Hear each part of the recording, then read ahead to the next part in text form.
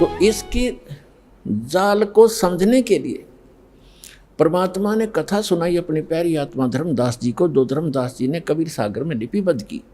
कि परमात्मा ने कहा कि ये गलतियां करके आत्मा यहाँ आ गई इस काल के साथ, इसके 21 ब्रह्मांड वाले विमान में बैठ के, और इसने यहाँ इनको इतना दुखी कर दिया। फिर ये चिल्लाने लगी, हे भगवान हमें सुख दे, हे भगवान हमें सुख दे।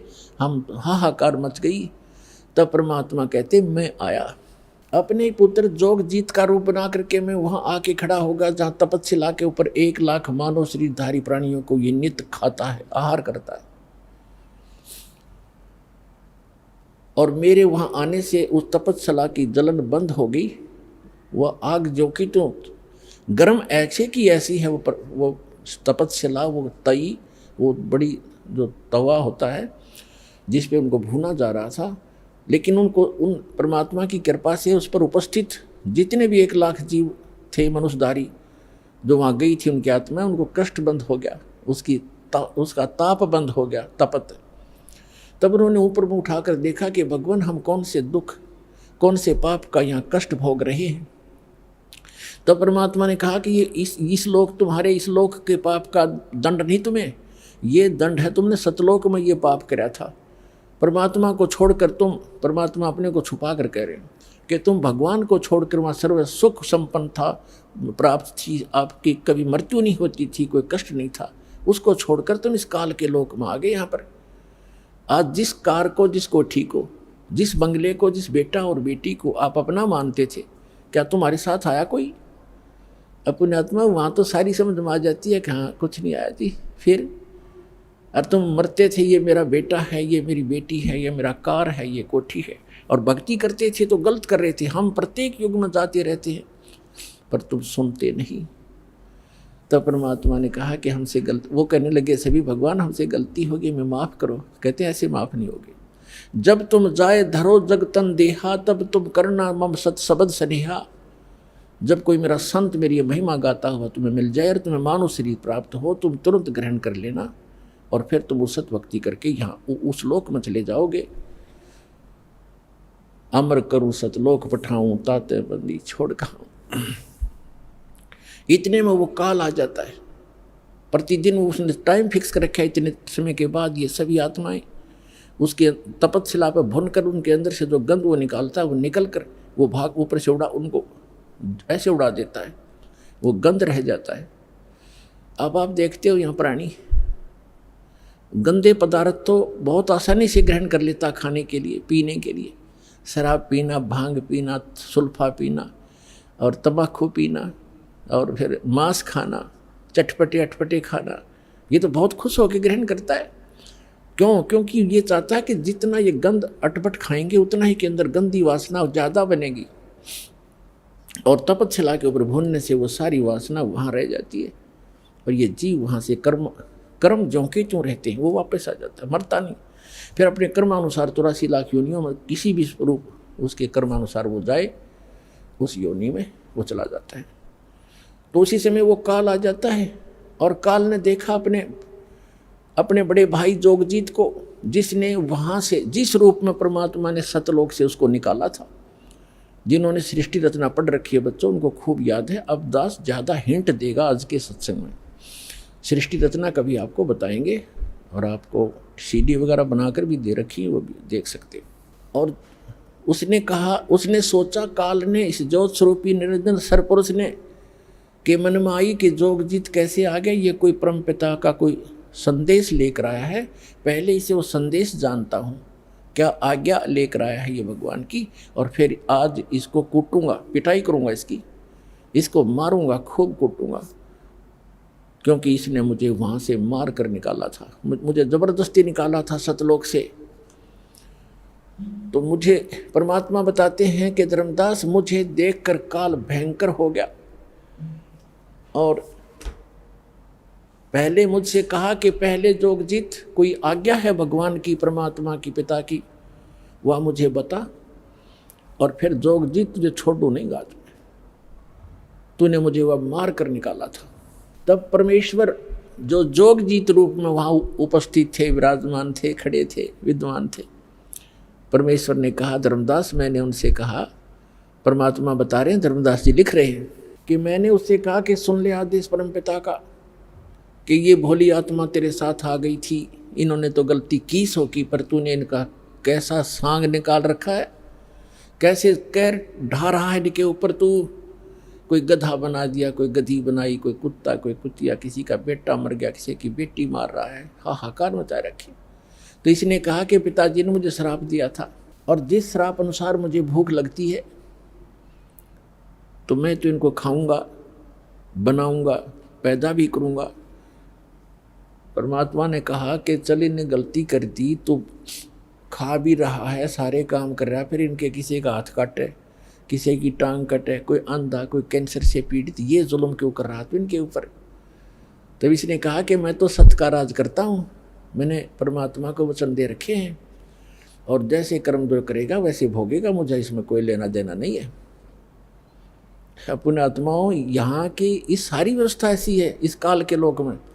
एक तरफ तो सरकार शराब के ठेके, फीम के ठेके, भांग के ठेके खोलती है, और फिर शराब पीकर कोई इधर उधर जाता है उसको अंदर कर देता है, तो शराब पी कर गलत गतिविधि की, और शराब पी कर रामायण बचेगा, वो भांग पी कर रामायण पढ़ेगा, गलत गतिविधि करेगा वो।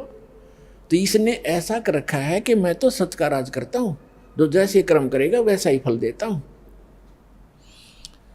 अब ये इतनी बकवादों का की आविष्कार करवा दिया, तो फिर ये भोली आत्मा तो गलतियां करेंगे ही करेंगे, तो कहते भोग लेंगे। इसने थोड़ा लेना देना, हम इसके बच्चे नहीं हैं, हम इसके बच्चे होते तो ऐसा दुख देता ही है। आज केदारनाथ के ऊपर 20,000 आदमियों को मार देता अपने बच्चों को।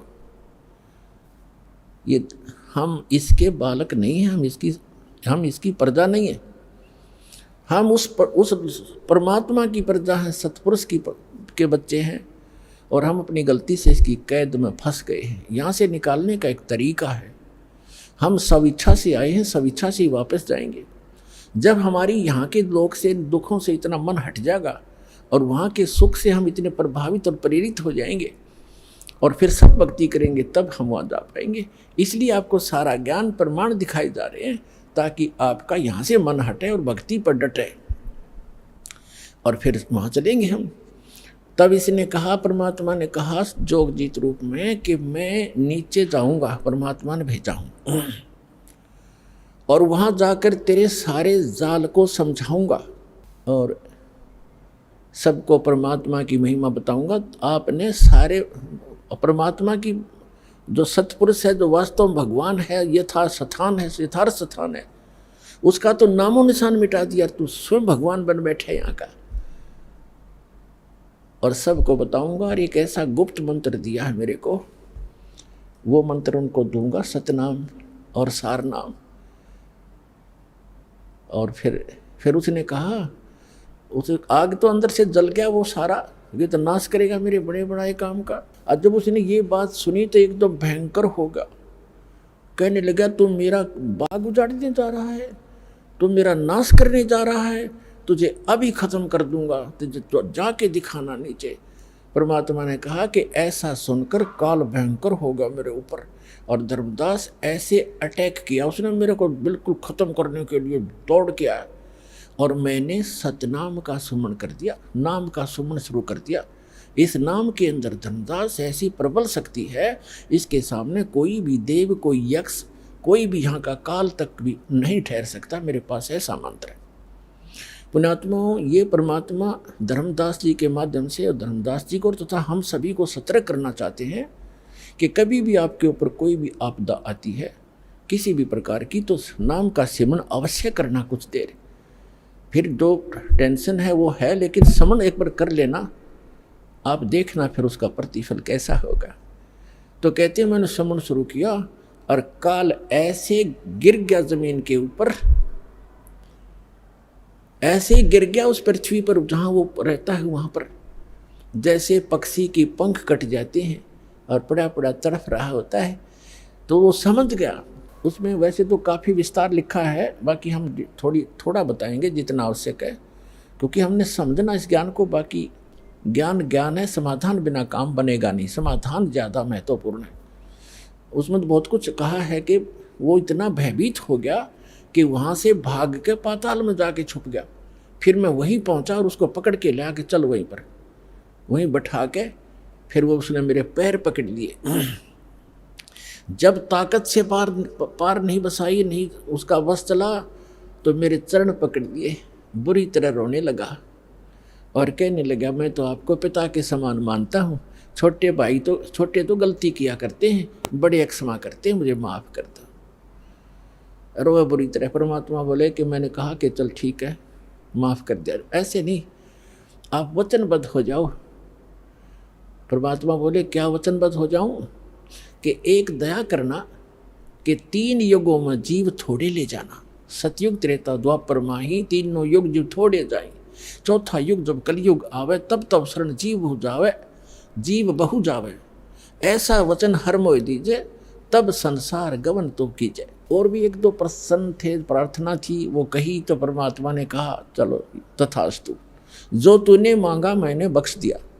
3 युगों में जीव कम ले जाऊंगा और चौथे युग कलयुग में मैं खूब तूफान मचाऊंगा अपने बच्चों को निकालने के लिए, तो बाधा मत करना फिर।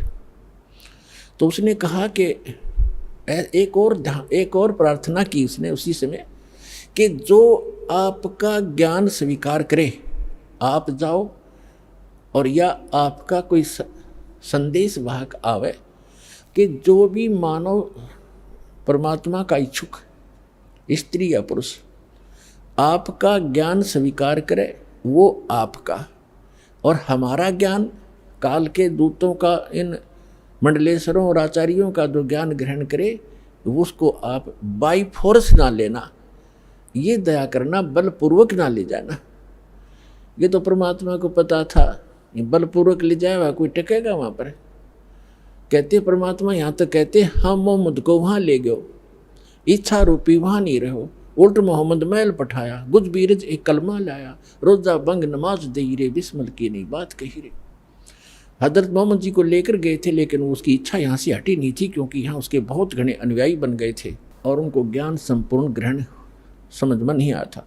तो कहते परमात्मा को मालूम था कि बलपूर्वक कैसे ये वहाँ रुक जाएंगे, ये पहले वहीं ना रहा करते, गड्ढा करते, आप बड़े यहाँ पर इस गंदे लोक में, यहाँ से। तो उसने कहा कि ठीक है, परमात्मा ने कहा ठीक है, जो मेरा ज्ञान ग्रहण करे वो मेरा, ताकि निकट काल मत आना, कि जिसने लिया मेरा परवाना, ताकि निकट काल मत जाना, कि मेरे जिसने मेरा ग्रहण कर लिया नाम, मेरा ज्ञान, उसके निकट तुम मत जाना। तो काल ने कहा था कि जो आपकी मर्यादा में रहेगा आपका, और मर्यादा तोड़ेगा तो मेरा ही है। वो तो अंडरस्टूड, इसमें कहने की जरूरत नहीं है फिर तो परमात्मा ने कहा ठीक है तथास्तु।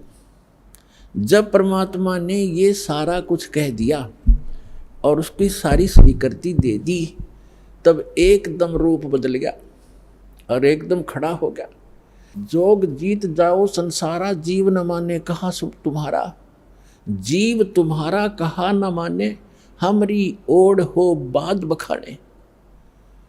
मैंने उनको ऐसी उल्टी पट्टी चटपटा दी कि सब मेरे ही ज्ञान को ग्रहण किए हुए हैं, और कलयुग में तो उनकी ऐसी हालत कर दूंगा कि किसी को भी भक्ति योग्य नहीं छोड़ूंगा। देवल धाम और तीर्थ पुजवाऊँ, देव धाम इनकी पूजा करवाऊंगा, या विद जीवों को भरमाऊं।